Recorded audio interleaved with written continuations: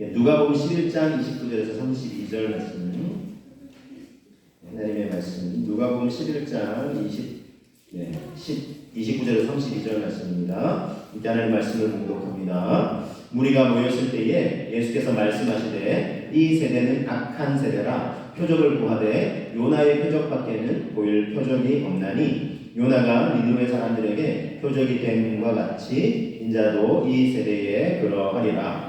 심판 때에 남방 여왕이 일어나 이 세대 사람을 정죄하리니 이는 그가 솔로몬의 지혜로운 말을 들으려고 땅 끝에서 왔음이거니와 솔로몬보다 더 큰 이가 여기 있으며 심판 때에 니느웨 사람들이 일어나 이 세대 사람을 정죄하리니 이는 그들이 요나의 전도를 듣고 회개하였음이거니와 요나보다 더 큰 이가 여기 있느니라. 네. 최근에 이 동영상 공유하는 플랫폼이죠. 넷플릭스에서 아주 이제 많은 사람들에게 이슈가 된 그런 다큐멘터리 8부작이 있어요. 뭐냐면 나는 신이다. 그래서 신이 배신한 사람들이라는 제목으로 이게 방영되는 8부작 다큐가 있는데 이게 뭐냐면 자신을 메시아라고 합니다.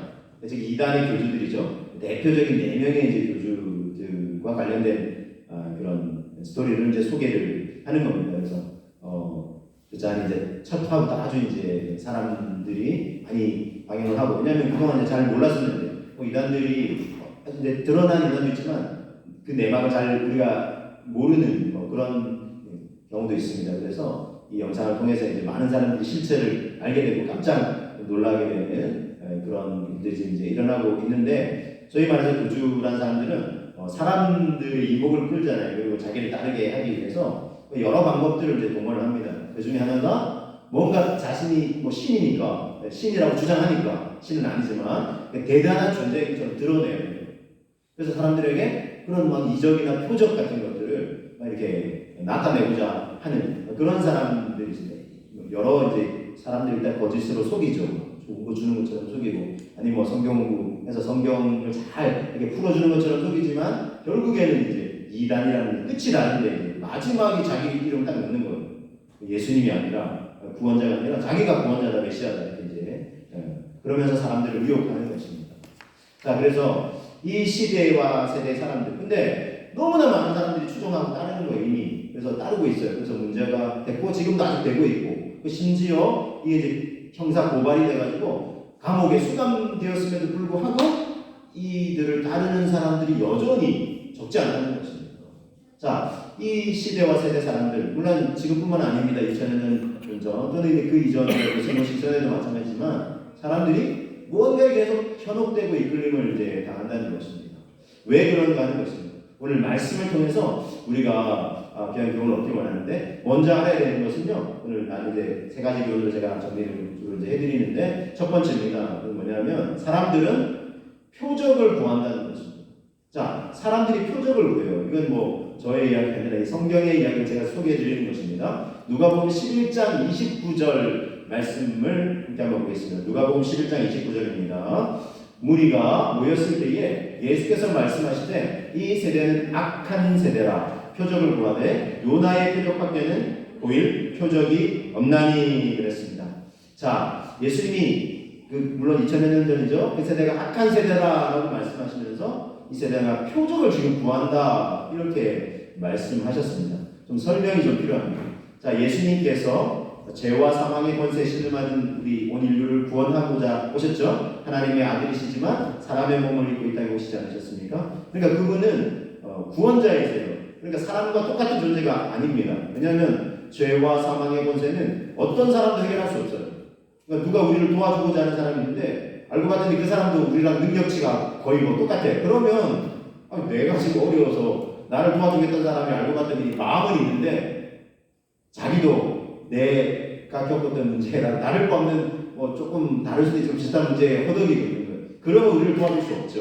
우리를 도와줄 수 있는 존재는 적어도 내가 처한 문제를 해결할 만한 충분한 마음도 있고 능력도 있는 존재예요.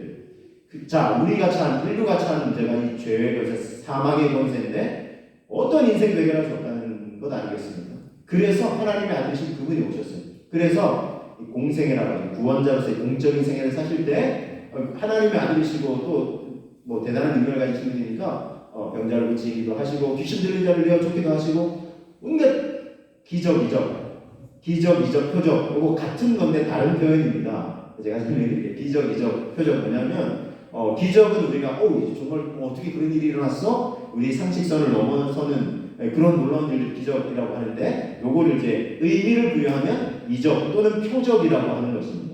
그래서 성경에서 어떤 때는 기적이라고 표현하고 어떤 때는 이적이라고 표현하고 표적이라고 표현하지만 사실은 같은 의미다라고 이제 볼 수 있고요. 특별히 이제 표적이라고 할 때는 하나님의 아들이신 것이 분명히 드러나는 거예요. 예수님이 행하신 일들을 통해서. 자, 지난주 제가 말씀 전하면서는 사복음서에 똑같이 기록된 사건이다라고 소개되었죠. 오병이어에서 한 소년이 드린 보리떡 5개와 물고기 2마리를 드렸는데 남자 장정만 5,000명. 그러니까 여성들이 많이 따랐죠. 낮 시간대니까. 그리고 아이들도 많이 따라왔어요. 그래서 한 2만여 명 정도는 충분히 될 것이다. 우리 충분히 추측해 볼 수 있죠. 그 넘는 사람들을 한 어린아이가 드린 물고기 5개, 보리떡 5개, 물고기 2마리로 그 많은 사람들이 먹고도 12바구니에 남았다. 그렇죠? 얼마나 놀라운 기적과 이적입니까? 그렇죠? 근데 이거 표적이죠. 하나님의 아들 구원자님은 충분히 웬만한 사람이 이거 할 수 있는 문제가 아니잖아요. 할 수 있는 능력이 아니잖아요. 예수님이 이 일을 행하셨단 말이에요. 그러면 얼마든지 당신이야말로 하나님의 아들이시군요 라고 하면서 믿음을 딱 부여해서 예수님을 믿고 따라야 되는데 그걸 보면서도 사람들이 어떻게 한다고요? 더 보여달라는 거예요. 진짜 맞으세요? 더 보여주세요. 진짜 구원자 맞으세요? 표적을 더 보여주세요. 이렇게 얘기하는 거예요. 그래서 예수님이 이 말씀 하시는 거예요. 이거 지금 악한 세대다. 얼마나 더 보여줘야 되겠냐 하는 거예요.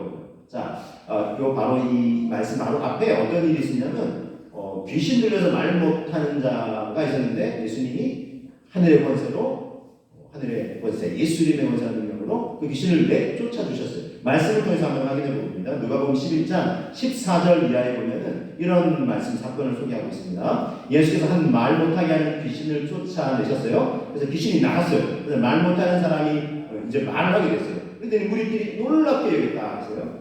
그 중에 더러는 말하기를 그가 귀신의 왕 바알세불을 힘입어 귀신을 쫓아낸다라고 했고 이제 16절 17절에 또 이렇게 말씀해 줍니다. 또 더러는 예수를 시험하여 하늘로부터 오는 표적을 구하니 예수께서 그들의 생각을 아시고 이르시되 스스로 분쟁하는 나라마다 황폐하여지며 스스로 분쟁하는 집은 무너지느니라. 18절 너희 말이 내가 바알세불을 힘입어 귀신을 쫓아낸다 하니 만일 사탄이 스스로 분쟁하면 그의 나라가 어떻게 서겠느냐 그랬습니다.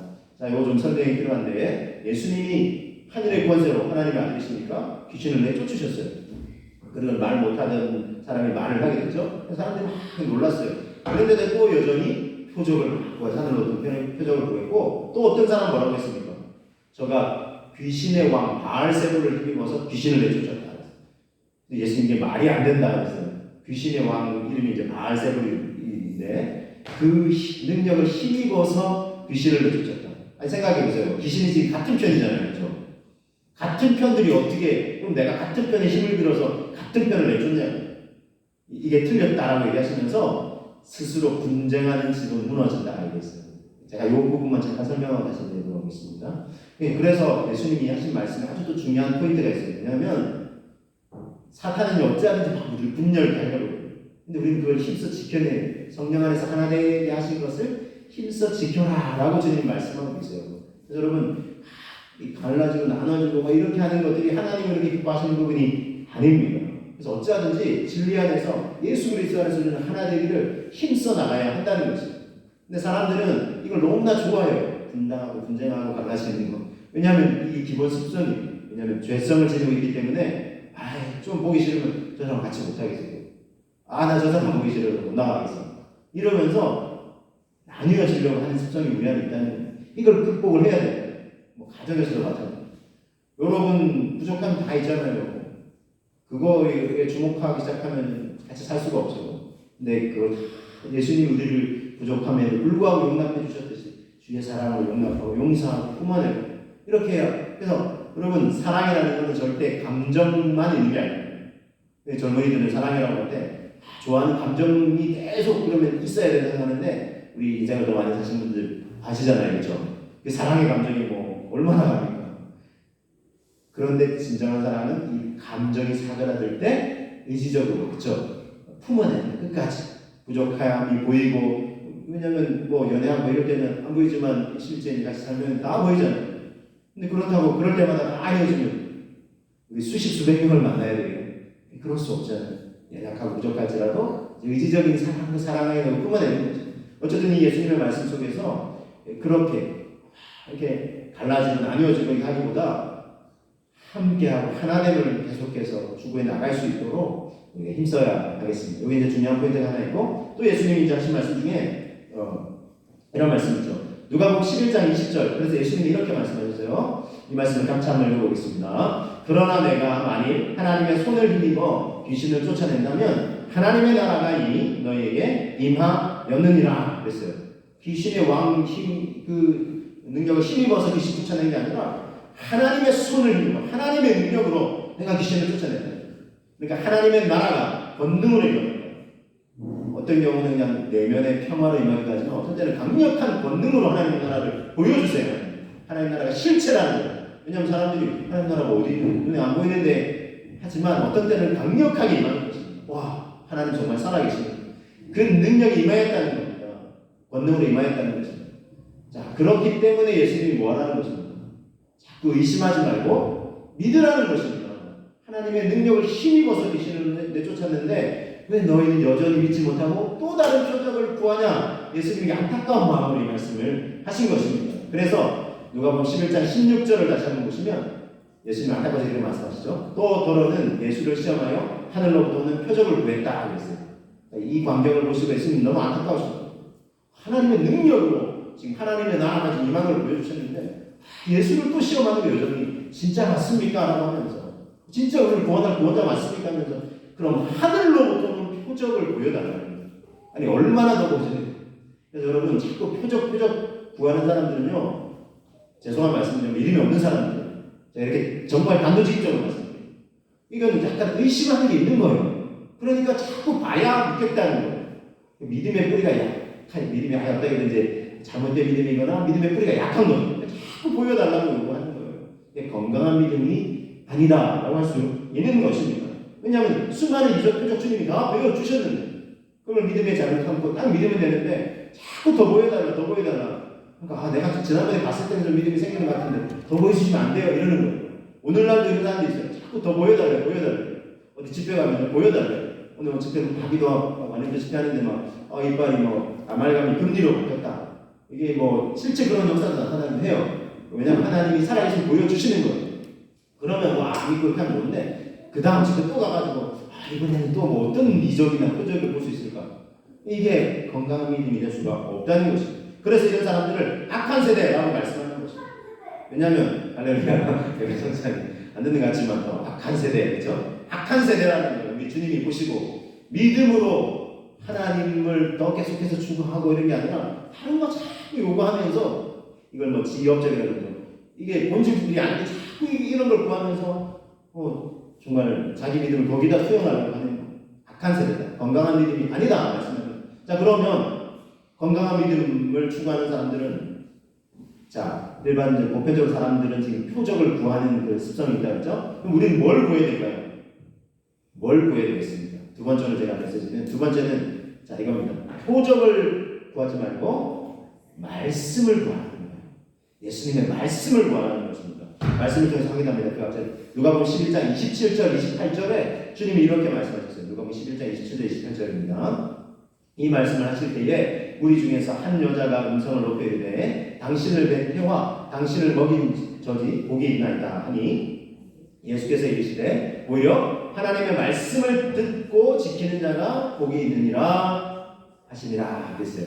이거는 아까 귀신 되어주는 막 이적을 행하신 다음에 예수님 막 안타까워하시는데 한 여성이 얘기한 거예요. 와 당신을 뵌 태와 당신을 먹인 저지 복이 있는 당신을 잉태한 그 여성이 얼마나 복이 있습니까? 이렇게 대단한 분을 품고 잉태하고 출산을 했으니 얼마나 복이 있습니까? 예수님 어머니 이제 마리아가 부럽다 이런 표현을 담아서 이걸 했겠죠? 그랬더니 예수님 말씀하십니다. 아니라요. 그거 부러워할 게 아니라 하나님의 말씀을 듣고 지키는 자가 복이 있는 자다. 이렇게 말씀하셨어요.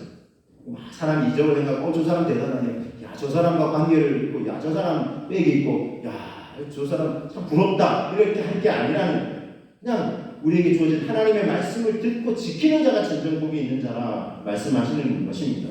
그래서 이것이 본질이고 핵심이라는 것입니다. 자, 누가복음 11장 31절에는 주님이 이렇게 말씀하셨어요. 심판때에 남방 여왕이 일어나 이 세대 사람을 정죄하리니 이는 그가 솔로몬의 지혜로운 말을 들으려고 땅 끝에서 왔음이거니와 솔로몬보다 더 큰 이가 여기 있으며 그랬습니다. 자, 여기 뭐냐면 솔로몬 왕이 아버지 다윗 왕을 처음에는 본받아가지고 하나님을 잘 경외하고 예배하려고 했잖아요. 1천 번째 제물로 하나님 예배했을 때 하나님이 감동하셔서 너희 뭘 줄까 했더니 부귀 영화를 구한 게 아니라 하나님이 많은 백성을 주셨는데 그 백성들을 다스릴 수 있는 지혜를 주십시오. 그러니까 하나님 그것도 기뻐 받으신 거예요. 보통 뭘 줄까 하면은 여러분 뭘 구하겠습니까? 1억 천금을 주셔가지고 로또 당첨돼가지고 내가 뭐 돈 쌓아서 부족하면 살게 해주세요.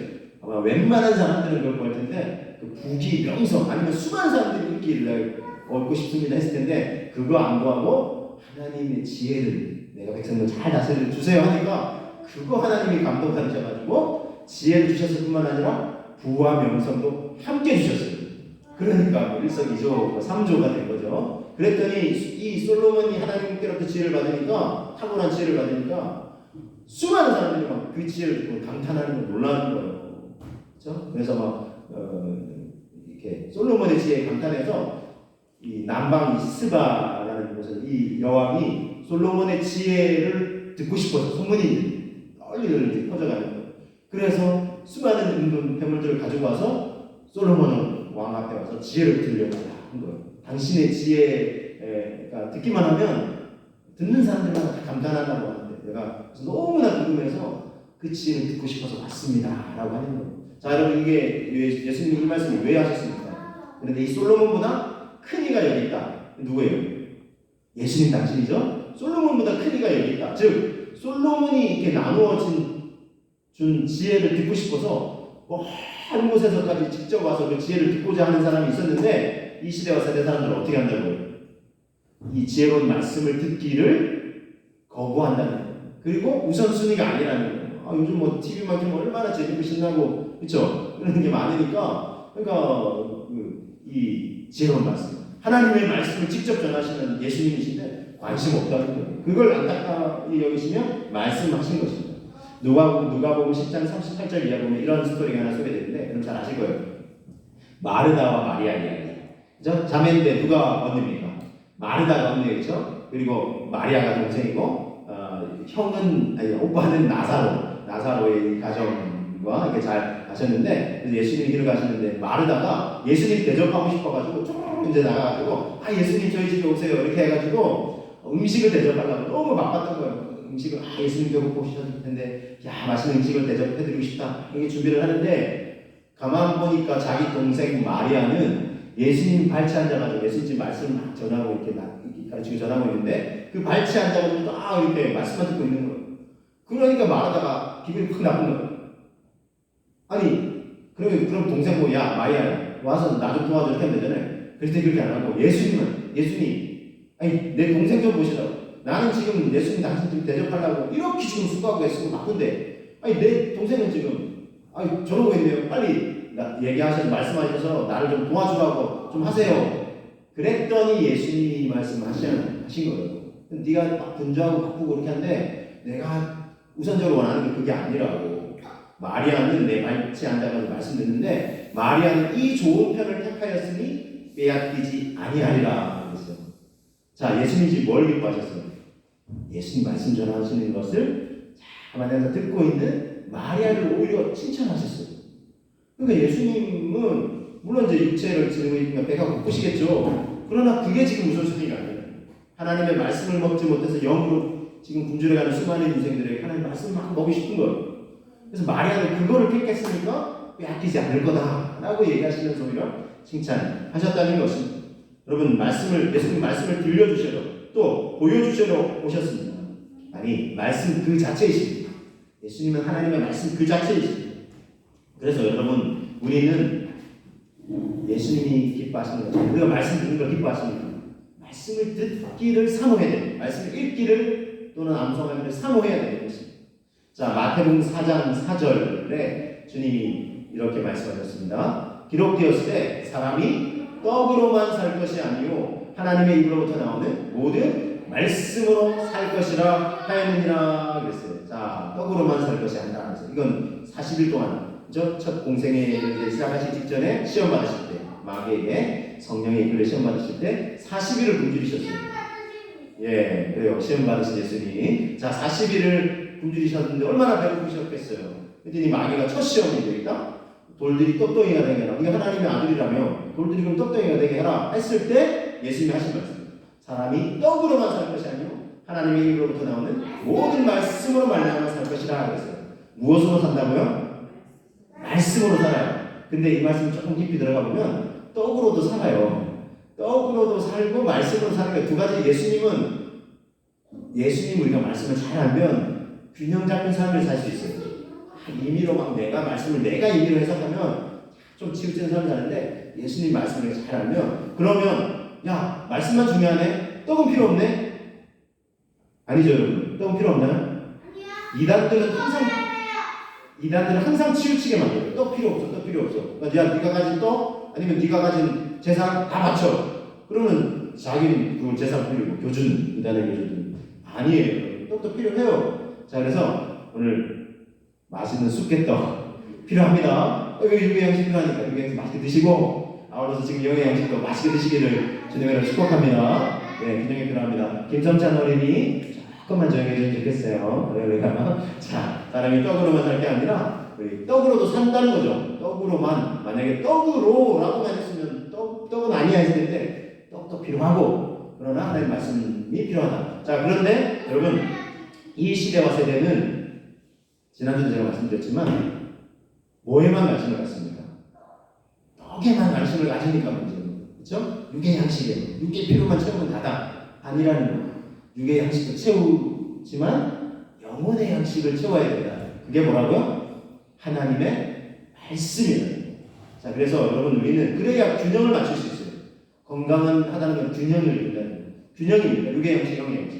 이 시대와 세대는 육의 양식이 지나치게 쏠려있기 때문에 시소로 보면 이제 뭘 우리가 더 추구해야 된다고요? 영의 양식을 더 추구하면 균형을 이룬다라고 할 수 있는 것입니다. 자 그래서 물론 말씀에다가 거기에 덧붙이면 이제 기도까지 말씀과 기도 그래서 이제 주기도문도 가르쳐 주셨어요. 누가복음 11장에 보면 우리가 잘 감성하고 이제 고백하는 주기도문도 이제 이렇게 가르쳐 주셨고요. 즉 어쨌든 말씀과 기도가 본질이자 핵심이라는 것입니다. 그래서 우리가 예수님을 향한 믿음, 구원에 이르는 믿음을 갖게 되는데 표적보다 더 중요한 본질이 뭐라고요? 하나님의 말씀 그리고 이제 덧붙이면 기도라는 것입니다. 그래서 말씀과 기도가 본질이라고 얘기하는 게 그거예요.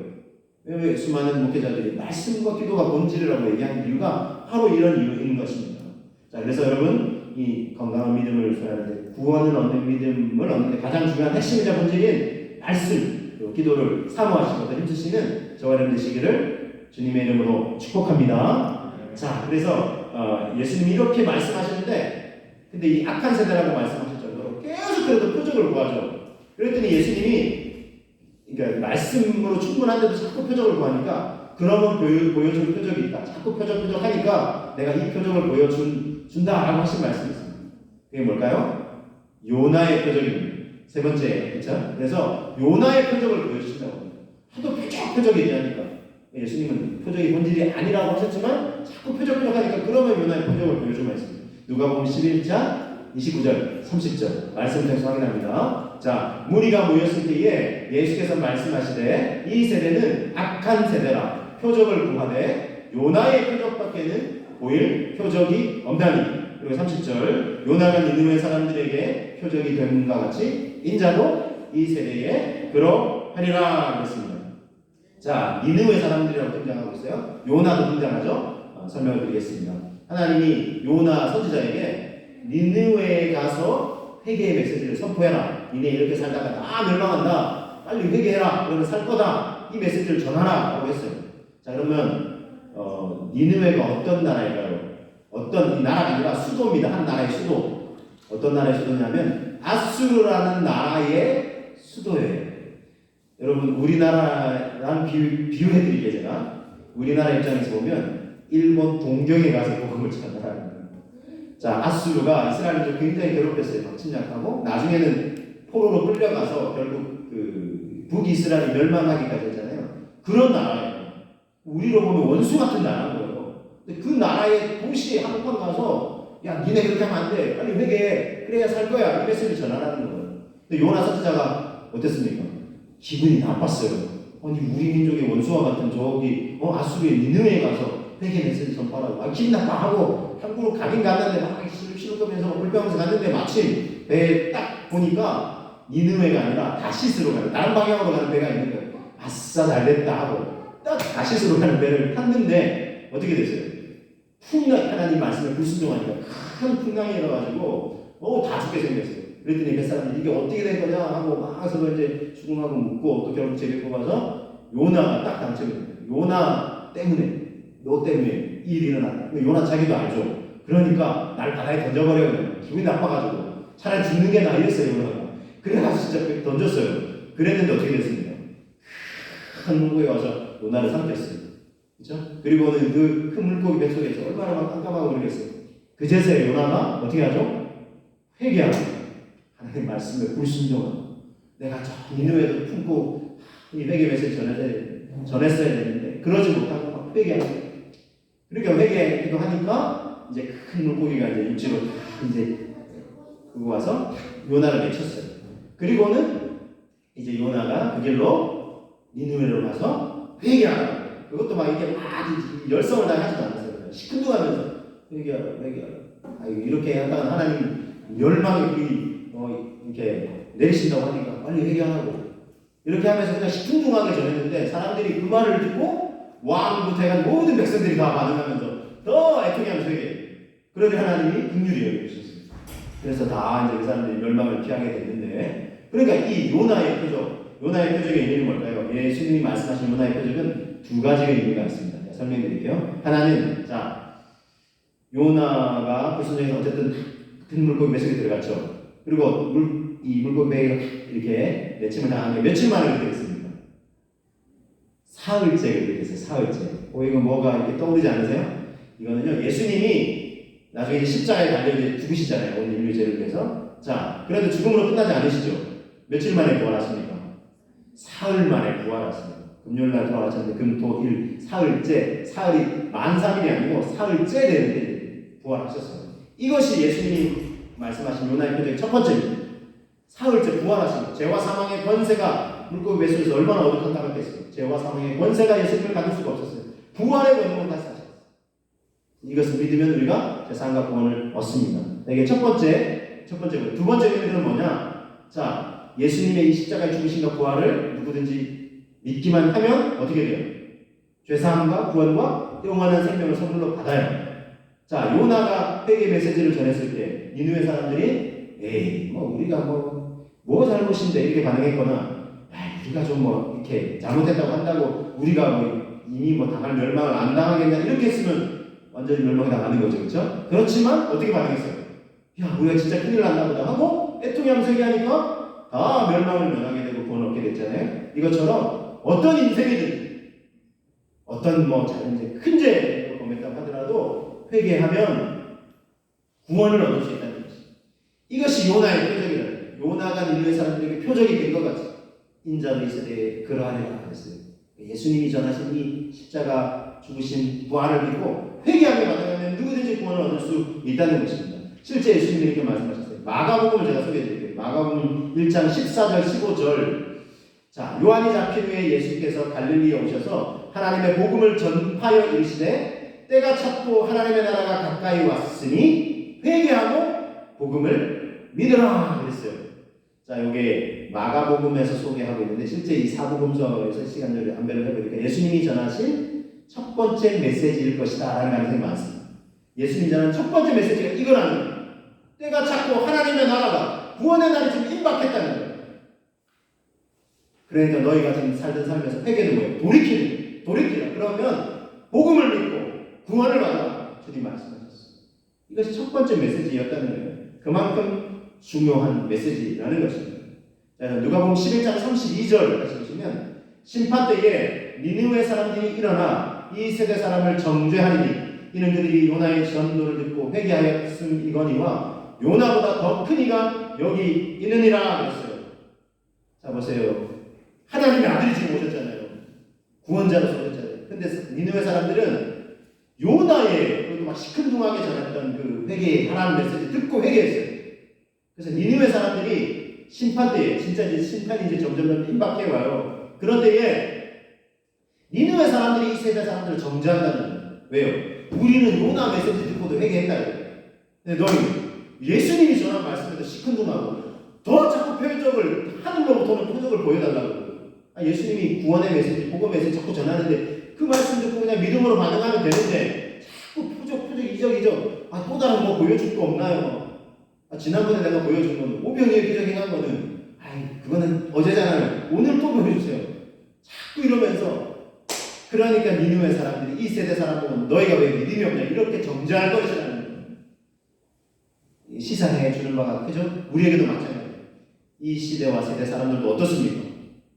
하나님 말씀을 듣고 우리 믿음으로 반응하기보다 와 자꾸 표적 이적 대단한 겁니다. 막 추구하고 따라가고 막 하고 그거 추구하고 따를 필요 없어요. 건강한 믿음을 우리가 소유하고 있다면 건강한 믿음의 근거는 말씀 하나님의 말씀을 제로 삼아서 믿음을 고백하면 되는 거예요.